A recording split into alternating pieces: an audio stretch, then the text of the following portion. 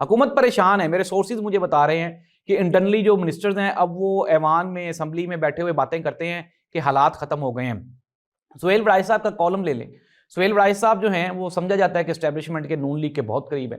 سہیل وڑائچ صاحب نے کہہ دیا اپنے کل کے کالم میں, انہوں نے کہا کہ اب جو جنگل میں معاملات ہیں وہ بدل رہے ہیں آہستہ آہستہ. انہوں نے کہا کہ بادشاہ شیر ہی رہے گا لیکن ہو سکتا ہے کہ نیچے حکومت تبدیل ہو جائے.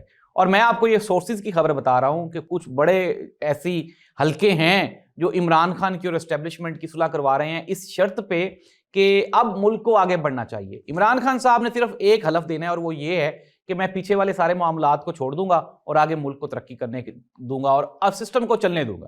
تو یہ ایک وعدہ ہے. لیٹس سی دیٹ جس دن عمران خان نے یہ کہہ دیا اس دن یہ سارے کا سارا نظام جو ہے وہ ایسے ہی عمران خان کے پیچھے آ جائے گا.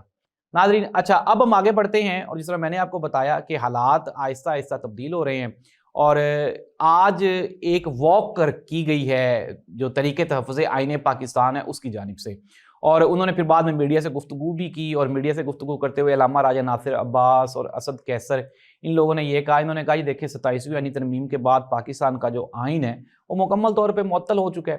صحافی نے ایک سوال پوچھا, انہوں نے کہا جی طالبانز کو آپ لے کر آئے تھے, تو علامہ راجہ ناصر عباس صاحب نے کہا کہ جو طالبانز کو جن کی حکومت میں یہاں پہ آئے ہیں ان پہ لعنت,